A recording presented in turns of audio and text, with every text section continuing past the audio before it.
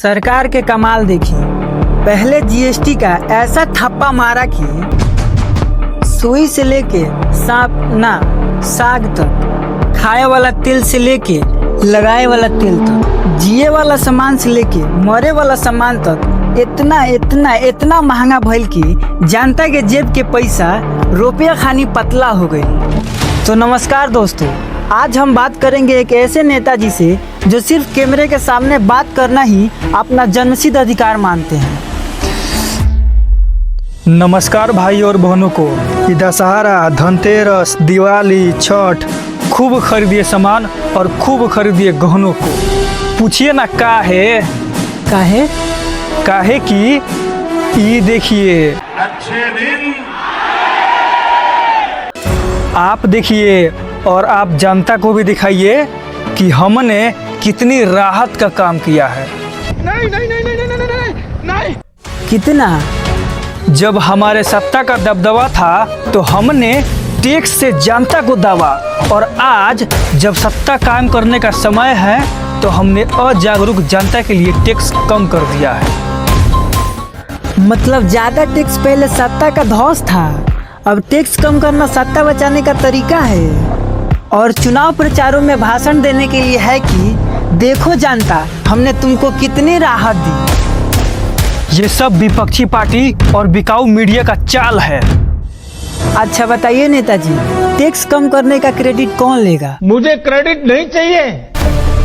चलिए हटाइए, पहले ये बताइए 8 सालों से टैक्स के आड़ में जनता को इतना लूटा क्यों जा रहा था? देखिए, दरअसल बात यह है कि पहले हमारे बच्चे विदेशों में जाकर पढ़ाई किया करते थे, तो इसीलिए हमें पैसों की ज़्यादा ज़रूरत थी। तो इसीलिए हम लोग टैक्स के आड़ में जनता को लूट रहे थे। लेकिन अब हमारे बच्चों की पढ़ाइयाँ ख़त्म हो चुकी है, इसीलिए हम लोगों ने टैक्स कम करने का निर्णय लिया है। अच्छा, ये कैसा सवाल है महाराज? पिछले 8 सालों में देश की स्थितियाँ परिस्थितियाँ कुछ अलग थी, इसीलिए टैक्स ज़्यादा था। लेकिन अब देश की स्थितियाँ परिस्थितियाँ कुछ अलग है, इसीलिए हम लोगों ने टैक्स में कटौती करने का निर्णय लिया है। और फिर मीडिया अंधभक्तों के लिए हेडलाइन चलाएगा कि जीएसटी 2.0 जनता के लिए तोहफा है। वाह रे पॉलिटिक्स! इस प्रकार की बचकाना बातें एकदम सही पकड़े हैं। पहले जीएसटी गब्बर सिंह टैक्स था, लेकिन अब वही जीएसटी 2.0 में बदलकर गब्बर सिंह टैक्स का रीमिक्स हो गया। जनता को आप मूर्ख समझना बंद कर दीजिए।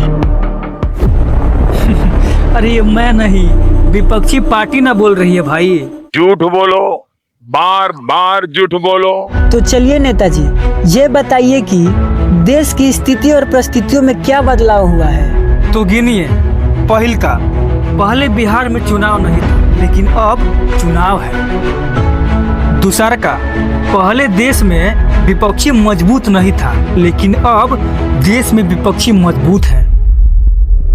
तीसरा का, पहले देश और विदेशों में मेरा डंका बजता था, लेकिन अब लंका लगा हुआ है।